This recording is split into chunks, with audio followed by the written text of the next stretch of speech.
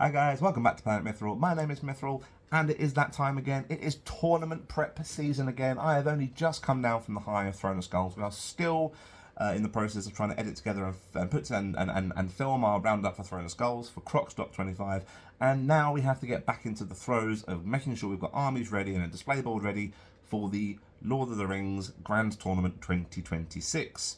I'm not used to grand tournaments for any game system hitting this early in the year. I forget that Games Workshop, the Middle Earth ones, are early in the year.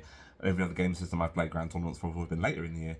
So, super exciting. Something to get through the monotony, the 526 days that is January, and get through the shorter month that is February, and then we can roll into March where we get to go up to Nottingham once again and play six games this time, of epic Middle Earth.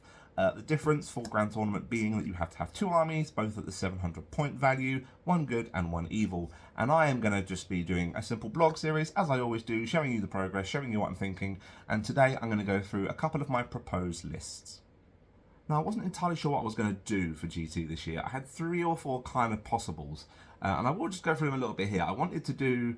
One of the things I wanted to do was a kind of Defenders of Helm's Deep versus Uruk-hai. Not necessarily doing the Deeping Wall, because the Deeping Wall's been done to death. Not doing Ride Out, because that's also been done to death. But doing kind of like the main bulk of the fortress, or like a section of the wall, a big rounded section. Have all the Rohan up there, obviously, the Uruk-hai down the bottom. And if I were to say it's a scene where that siege ballista goes off and it hits that poor Rohan dude square in the chest and sends him flying, it's kind of that bit. Have the gatehouse down the bottom with a wounded Theoden with a spear in his arm, that kind of thing. And it kind of worked out. It worked out at 47 models for the good side, coming in at 698 points, as you can see here. And it was Theoden with, I think it was 6 Royal Guard, 1 Banner Bearer, a handful of Rohan warriors and Haleth, along with Gamling, a handful of Royal Guard, 6 warriors of Rohan and another banner, and then a couple of captains just with a handful of warriors each. I think there was one with 7 bows and Aldor. So nothing in this list is particularly hard hitting. So we're looking at literally having Theoden and Gamling as the 2 leaders for this force, and a handful of Rohan, kind of just defending the fortress and like really kind of putting that battle thing into play. And I mean, the only downside is that the Uruk-hai list is so uninspiring. Like, and I've done Uruk-hai a couple of times now. I did 63 Pikemen for Throne of Skulls. And yeah, I mean, what else can you do? There is no variation when it comes to the Assault on Helm's Deep list. It was 42 models, so it balanced out quite well model-wise with the good side. 697 points. Had the Uruk-hai leader with a handful of berserkers and a banner. An Uruk-hai captain with 12 warriors. Because you always have to do double the amount of pikes to swordsman. Okay, when anyone says, you always have to have 2 pikes to 1 swordsman. So it's 4 swords and 8 pikes. Another Uruk-hai captain with 8 crossbows, and another warband with 4 swordsmen and 8 pikes. There were no siege ballistas in this list. The siege ballistas were purely going to be scenario or like scenic pieces, because I was going to cannibalize those. Whether I was going to maybe take out the warband of crossbows or the warband of Uruk-hai warriors and stick a siege ballista in there. I'm not necessarily the kind of person who really likes taking siege ballistas in games, because they either run really, really hot and they'll spear through an Aragorn LSR at 48 inches and kill him, or they'll just do nothing all game. So, but then the thing is, if I were to drop that, I'm looking at dropping at least 8 models, possibly even a whole warband's worth, and then suddenly that becomes 30 models. It doesn't necessarily look like the Assault on Helm's Deep that it's supposed to be. It looks like a smattering of Uruk-hai kind of dribbling down the front of Helm's Deep, and the bulk of it being Rohan. So this was one of the concepts I had, and it was fairly low down, because everyone loves Helm's Deep. Helm's Deep is just phenomenal. Another idea I had was doing kind of War of the Ring era Iron Hills versus Easterlings, kind of taking the chance to bounce off my Easterlings for Crockstock. It won't be all Drakes this time. It was going to be Black Dragons and Amdur. But the other side of it was going to be, I really wanted to do an Iron Hills army, because I love Iron Hills. I love the aesthetic of Iron Hills. And if you've seen my Instagram and my socials recently, you know that I'm planning Iron Hills for Throne of Skulls. But this was one of the other ideas. It was Dane, Hobbit era Dane, because I wanted it to be mounted. I know technically at the War of the Ring time it's Old Dane, but I feel like you can probably, you can be cheeky with that. But again, possibly I could have stuck Old Dane in there and it would have worked out more or less the same when we get a few more warriors in. But it was 13 Goat Riders, an Iron Hills captain, a banner, and 11 Iron Hills warriors.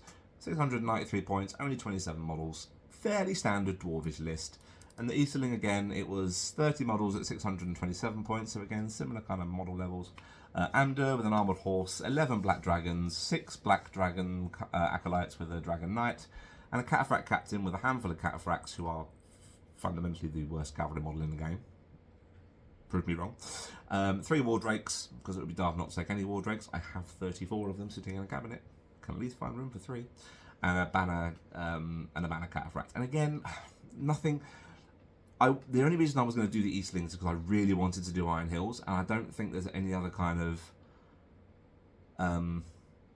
like army that really goes up against them at the era I wanted to do Iron Hills for. My third concept was to do the Assault on Ravenhill, and this time really lean into the board and kind of really make it a cinematic kind of board. All the sections from The Hobbit, Legolas fighting Bolg on that crumbling tower, which happens to be a perfect distance to sit in that gap, Thorin and Azog at the top, Balin and Bilbo taking on 100 goblin mercenaries, Legolas hanging from a war bat, yeah, all that kind of thing I really wanted to try and do on one board. Ambitious, but unfortunately the list only comes to 650 points. You can't physically get anything else in there. Only has 7 models, and of course you have Thorin, Dwalin, Fili, Kili, who technically at that point are dead, so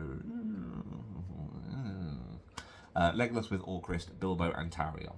All heroes. I enjoy a hero hammer list. I love hero lists. And then the only reason I've kind of leaned off this as well is because I don't necessarily like Gundabad. Not that I don't like them. Sorry, that's not necessarily true. I struggle to make a list I'm happy with for Gundabad. And I went through about a dozen iterations of things. I'm trying to fit in like scything trolls. I'm trying to fit in, you know, warbats or ogres, like things that you would expect to see in a Gundabad list. I'm kind of thinking at the point at which this is at in The Hobbit, Battle of the Five Armies, you know, you have to have Bolg, you have to have Azog. And by that point, you've taken up over half of your list with just those 2 heroes. Good though they are. And then you're looking at 8 Gundabad Berserkers, because they were flooding over the walls, coming down onto Ravenhill from the force from the north. A couple of there was 4 Warbats between Azog and Bolg, because, again, you have to have the Warbats, purely because they were there, and I want to do that weird conversion of Legolas standing either on these little tower shooting down the warbats, or like doing the whole kind of stupid upside down fly through a rank of Gundabad with his knives going mental. I told you it was an ambitious project. But then like I only had like 60 points left, and the only thing I could really do was 100. Was 100? I'm not doing 100.